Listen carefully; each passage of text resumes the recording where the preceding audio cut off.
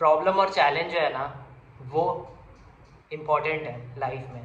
क्योंकि अगर तुम सीधा ही आगे बढ़ते जाओगे तो तुम बोर हो जाओगे, और जब प्रॉब्लम्स आएंगी तो तुम्हें वो बेटर बनाते रहेंगी, अगर तुम समझना चाहो तो। बाकी तुम वीडियो अच्छे से देखोगे तब समझ में आएगा। Namaste and welcome to day 54। Start करते हैं हमारे सबसे पहले टास्क के साथ। थोड़ा सा लेट हुआ है आज, वो रात को लेट सोने की वजह से। बाकी स्टार्ट करते हैं एंड बताते हैं आपको कि मार्केट में क्या होता है, और स्टार्ट करते हैं हमारा सबसे पहला टास्क। एंड आई होप कि आपने वीडियो चेक किया है डे 53 की, डे 52 की, डे 51 की, डे 50 और बाकी पुरानी। अगर नहीं किया है तो प्लेलिस्ट चेक कर लो। 60 डेज चैलेंज की है, मेरे चैनल पे मिल जाएगी। अगर नए हो तो प्लीज़ कनेक्ट करना है चैनल के साथ। जैसे कि मैंने आपको बताया कि परमहंस योगानंदा अपना एक आश्रम ओपन करते हैं रांची में। उसके बाद बिहार में एक जगह रहती है, वहाँ पर जिस तरह वो जो नॉलेज है उसे स्प्रेड कर सकें, समझा सकें लोगों को कि क्या क्या होता है, योगिक टेक्निक क्या होती है, क्रिया योगा क्या होता है, सेल्फ रियलाइजेशन क्या होता है, एंड लोग उनसे जुड़ते हैं। अब जब वो रांची के आश्रम में रहते हैं तब उनके पास आते हैं स्वामी प्रभानंदा। प्रभानंदा कौन रहते हैं? जो परमहंसा योगानंदा के फादर रहते हैं, और दो बॉडी वाले स्वामी रहते हैं ना, वो।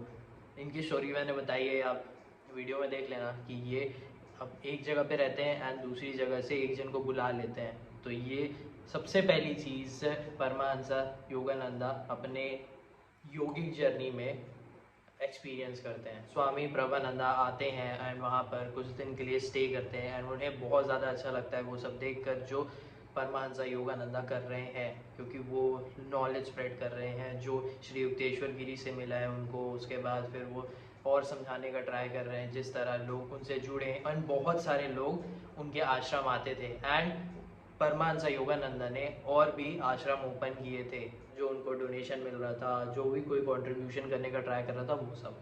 अब उसके बाद क्या हुआ कि स्वामी प्रभानंदा काफ़ी टाइम तक जैसे रुके थे, मैंने बोला, तो जो परमहंसा योगानंदा के फादर भी वहाँ पर आए थे एंड वहाँ पर प्रभानंदा उन्हें देखकर बहुत ज़्यादा खुश हुए थे एंड वो उनको देखकर बोले थे कि तुम्हारा जो बेटा है वो बहुत अच्छा काम कर रहा है, ये सब चीज़ें कर रहा है, नॉलेज स्प्रेड कर रहा है। बट उसके बाद बहुत सारी बातचीत होती है उनके फादर और स्वामी के बीच पे, एंड उसके बाद फिर प्रभानंदा जी हैं वो ये बोलते हैं कि मेरा टाइम हो चुका है। मुझे लाहिरी मास्टर का यही बोला गया था कि मैं लास्ट बनारस छोड़ दूंगा एंड उसके बाद पे हिमालय चल दूंगा, वहाँ पर मैं अपनी बॉडी छोड़ दूंगा करके। तो ये चीज़ जैसे कि मैंने आपको बताया है कि जो योगिक रहते हैं वो उन्हें पता रहता है, जैसे योगा के 8 स्टेप हैं उसके अकॉर्डिंग, तो वैसे ही था।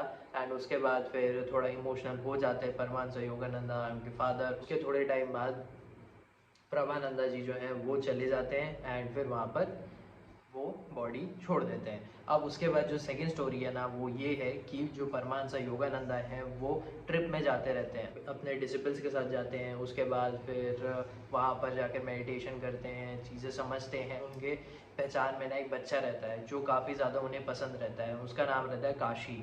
अब वो काशी जो रहता है वो भी परमहंस योगानंदा को बहुत ज़्यादा पसंद करता है एंड वो बोलता है कि मुझे भी योगा की जर्नी में आगे बढ़ना है।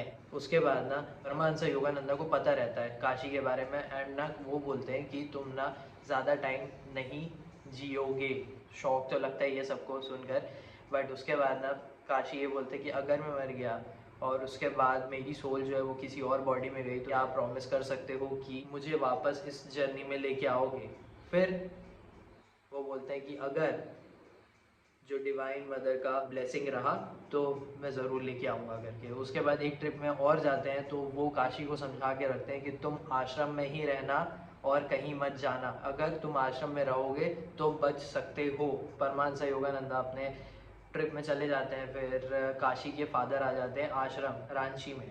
उसके बाद फिर आगे की स्टोरी मैं कल बताऊंगा। अभी के लिए मार्केट ओपन होने में थोड़ा सा टाइम है, तो फिर मैं देखता हूँ, मार्केट समझता हूँ, चार्ट थोड़ा देखता हूँ और दिमाग को थोड़ा सा प्रिपेयर रखता हूँ, फिर बताता हूँ आपको। अभी 10:45 हो रहा है, मार्केट का हाल ऐसा है। आज फिर से एक गैप डाउन ओपन किया, उसके बाद फिर ये ट्राई किया ऊपर जाने का, एंड पूरा कंसोलिडेशन चल रहा है। अभी भी नीचे जाने का ये पूरा फॉर्म बना रहा है, देखते हैं कि ये नीचे जाता है कि नहीं, इस लेवल को ब्रेक करता है कि नहीं, क्योंकि ये ट्राई कर रहा था जाने का बट ये ऊपर आ जा रहा है। लेकिन देखते हैं, ये कैंडल पे डिपेंड करता है उसके बाद क्या करता है। फ़िलहाल के लिए हमारा एक ट्रेड हो चुका है और देखते हैं दूसरे ट्रेड के लिए अगर मिलता है तो करते हैं। और आज एनर्जी बहुत है तो अच्छे से काम करना है। बाकी एक स्विंग ट्रेड का था मेरा तो उसको तो मैंने एग्जिट कर दिया। एंड देखो बहुत सारी चीज़ें अभी दिमाग में चल रही हैं कि क्या करना है ट्रेडिंग को लेके और काम को लेके, क्योंकि करना तो है, डेफिनेटली करना है, बट उसके साथ और भी कुछ और चीज़ें चाहिए। तो देखता हूँ क्या करना है आगे। बाकी हाँ, ये जो चैलेंज है ये बहुत ज़्यादा अच्छा भी रहा है और समझ भी आया है इसमें और इम्प्रूवमेंट भी दिखे हैं और बस बाकी मैं बताऊंगा ज़रूर। बस चैलेंज ख़त्म होगा उसके बाद बताऊंगा कि चैलेंज आपको भी ज़रूर करना चाहिए। और चैलेंज हाँ डेफिनेटली अच्छा होता है, बट अगर तुम्हें चैलेंज करना है और तुम्हें अपने आप को चेंज करना है तो तुम्हें सबसे पहली चीज़ डिसिप्लिन रखना पड़ेगा, क्योंकि जो भी तुमने टास्क सोचे हुए हैं वो कंप्लीट करने हैं और डिसिप्लिन के साथ ही करने हैं। बाकी मैं बाद में बताता हूँ मार्केट में जो भी होता है। और अभी छोटा सा ब्रेक, उसके बाद देखते हैं। अभी 123 हो रहा है। मार्केट का सीन ऐसा है कुछ कि कंसोलिडेशन होते हुए नीचे गया था। ये जैसे ट्रेंड लाइन आप देख रहे हो नीचे जाने वाली, उसी पे ये सपोर्ट लेकर गया था। अभी ये क्या किया, ये यहाँ पर मैंने ट्रेंड में थी कि यहाँ से अगर ये फॉल करता है तो फिर ये नीचे आ सकता है, बट ये नहीं हुआ। और यहाँ से एक बहुत अच्छी बाइंग आई है जो यहाँ पे रुक रही थी बार बार। उसके बाद फिर ये ऊपर गया, ये वाली ट्रेंड लाइन को ब्रेक किया था, बट ये नेक्स्ट कैंडल जो थी इसकी 5 मिनट की, उसमें ये नीचे आ गया। अभी वही मैं देख रहा हूँ कि ये इसके ऊपर क्लोजिंग करता है कि नहीं, तब देखते हैं कि कुछ करना है कि नहीं। और ये फिर ये जा सकता है ये वाली ट्रेंड लाइन या फिर इसके ऊपर, जैसा भी है, क्योंकि फर्स्ट मैं यही रखा हूँ रेजिस्टेंस पॉइंट। अभी मतलब ब्रेक लेने के बाद कुछ काम था, वो करने के बाद फिर मैं आके बैठा था कि ये नीचे तरफ जो मैं बताया ना, यहाँ नीचे वाला, नीचे का देखा था तो मेरे को लगा, बट ये नहीं, एकदम अचानक से ऊपर चला गया। अगर 15 मिनट चार्ट में भी दिखाऊंगा ना आपको मैं, तो ये 2 बार फॉल किया, मतलब ये पूरी सेलिंग आई थी, बट ये नेक्स्ट में ये ऊपर ही कर दिया। देखते हैं अभी क्या करता है, अगर मिलता है चांस तो करूँगा, नहीं तो 2 बजे खाना खाने जाऊँगा। तो ये रहा पूरा मार्केट का आज का हाल।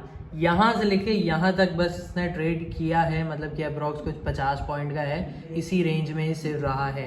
मतलब सिर्फ कंसोलिडेशन हुआ है, बाइंग भी रही है और सेलिंग भी रही है, मतलब दोनों का अच्छा क्लैश चला है कि किधर जाने का है, बट फिर भी ये ऊपर नीचे दोनों जाने में फेल हुआ है। तो अब देखते हैं कि नेक्स्ट वीक क्या होता है। बाकी इसका रेजिस्टेंस तो फर्स्ट अभी यहीं पड़ेगा अगर इसको ऊपर जाना है तो, एंड नीचे जाना है तो सबसे पहले इसको ब्रेक करना पड़ेगा जहाँ पे मैंने ये एरो रखा हुआ है। अब देखते हैं मंडे को क्या रहता है। बाकी आज जो शेयर हैं वो फॉल किए हैं एंड पूरा ही फॉल हुआ है यार, मतलब काफ़ी ज़्यादा फॉल हुए हैं। और जो मुझे निकालना था वो तो मैंने निकाल लिया है। एक ट्रेड हुआ मेरा आज का, वो ठीक था। मंडे को देखेंगे कि ट्रेडिंग में क्या रहेगा। बाकी अब सैटरडे संडे रहेगा और काम करना है, माइंडसेट और स्ट्रॉन्ग करना है, बोलना और अच्छे से है, और कुछ प्लान्स बनाने हैं आगे के। तो अब मिलते हैं आपसे 5 साढ़े 5 बजे वर्कआउट और वॉक करने के टाइम पे। 5:20 हो गया है, स्टार्ट करते हैं वॉक के साथ एंड ऑडियो बुक सुनते हैं। एंड वर्कआउट में आज चेस्ट का रहेगा, उसके बाद आपको बताते हैं क्या ऑडियो बुक सुना गया है, क्या समझा गया है। वर्कआउट ख़त्म किया, उसके बाद पे सोचा आज शुरू करते हैं वीडियो बनाने के साथ। वॉक के टाइम पे ऑडियो बुक जो मैंने सुनी है उसका नाम है माइंडसेट। इस बुक में माइंडफुलनेस के बारे में दिया गया है और जो माइंड है उसके बारे में दिया गया है, बट इसके बारे में बात नहीं करेंगे। हम बात करेंगे प्रॉब्लम्स और चैलेंजेस की। आज जो मैंने रील डाली है ना, उसमें ये बोला है मैंने कि जो प्रॉब्लम और चैलेंज आते हैं वो लाइफ में और वर्क में आते ही हैं एंड वो बहुत कुछ समझाते हैं अगर तुम समझना चाहो तो यही चीज़ है। देखो प्रॉब्लम्स जो होती हैं वो 2 होती हैं, एक इनर प्रॉब्लम होती है और एक आउटर प्रॉब्लम होती है। इनर प्रॉब्लम मतलब कि जो तुम्हारे माइंड की प्रॉब्लम है, जो तुम्हारे थॉट्स कल्टिवेट होते हैं, जो तुम अंदर में चीज़ें रखते हो, मतलब जो सोचते रहते हो और जिससे तुम डील करते रहते हो, ठीक है। आउटर प्रॉब्लम मतलब कि कोई आउट ऑफ हैंड है तुम्हारे, कोई दूसरा आके तुम्हारे लिए प्रॉब्लम कर गया, तुम कुछ मिस्टेक कर दिए हो तो उसके वजह से प्रॉब्लम हो गई है। तो ये सारी चीज़ें आउटर प्रॉब्लम है जिससे तुम्हें डील करना पड़ता है, ठीक है। तो चलो आउटर प्रॉब्लम की बात करते हैं, चैलेंजेस की बात करते हैं। जैसे कि चैलेंज अभी मैं जो कर रहा हूँ, कोई चैलेंज खुद के बेटरमेंट के लिए लेता है, कोई चैलेंज बैटिंग के लिए लेता है कि मतलब चलो देखते हैं कि तू कर सकता है कि मैं कर सकता हूँ। कोई चैलेंज आ जाता है कि ये करके दिखाओ करके, और वो चैलेंजेस ना तुम्हें एक डिसिप्लिन के साथ करने पड़ते हैं। तुम्हें एक माइंडसेट रखना पड़ता है कि तुम्हें काम करना है और अच्छे से काम करना है। ऐसी बात नहीं है कि सही ही होगे या फिर गलत ही होगे, कुछ भी हो सकता है, लेकिन मेन इंपॉर्टेंट थिंग है कि काम कैसा कर रहे हो। और प्रॉब्लम्स जो है ना वो आते ही रहते हैं, एंड प्रॉब्लम्स जो है वो तुम्हारे बेटरमेंट के लिए आते हैं, इतना मैं समझ गया हूँ। क्योंकि इस बात को समझना कि तुम आज इस लेवल पे हो, अब तुम ऐसे डायरेक्ट जाते रहोगे, ऐसे सिंपली नहीं जाओगे। कोई स्ट्रेट रोड रहेगी ना तो कोई मज़ा नहीं आता है, ठीक है। नींद आने लग जाती है कभी ध्यान दिए होगे तो, कि स्ट्रेट रोड रहेगी, तुम गाड़ी चला रहे हो ना तो भाई क्या बोर चीज़ है। वैसे ही लाइफ में प्रॉब्लम्स आते रहेंगी। ऐसे जाना है ना तो कहीं यहाँ प्रॉब्लम आएगी, फिर यहीं प्रॉब्लम आएगी, फिर यहाँ प्रॉब्लम आएगी, ऊपर जाओगे तो फिर यहाँ प्रॉब्लम आएगी, फिर तुम नीचे आ जाओगे फिर प्रॉब्लम आएगी, फिर प्रॉब्लम नहीं आएगी। ऐसा बहुत कुछ होता है।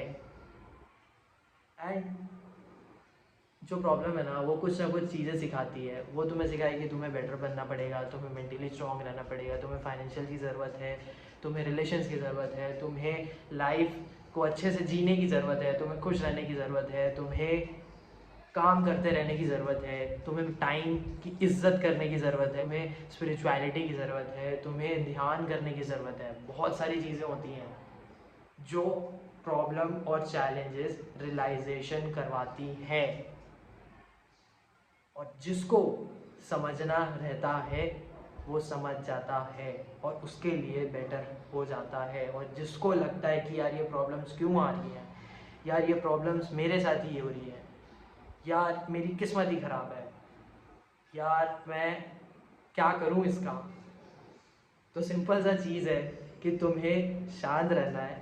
टेंशन होता है, प्रॉब्लम्स आती हैं तो डेफिनेटली टेंशन होता है, स्ट्रेस होता है, बट सॉल्व करने का ट्राई करना है कि तुम अब इससे कैसे निकलोगे, तुम क्या करोगे। जैसे कि तुम्हारे कोई काम में चीज़ आती है ना कि तुम्हें तो आज इसको काम करना ही है, तो तुम कुछ ना कुछ ढूंढते हो कि काम कैसे कंप्लीट करूँ। वैसे ही लाइफ में कि क्या करूँ जिस तरह मैं इस सिचुएशन को थोड़ा लो रख सकूँ, जिस तरह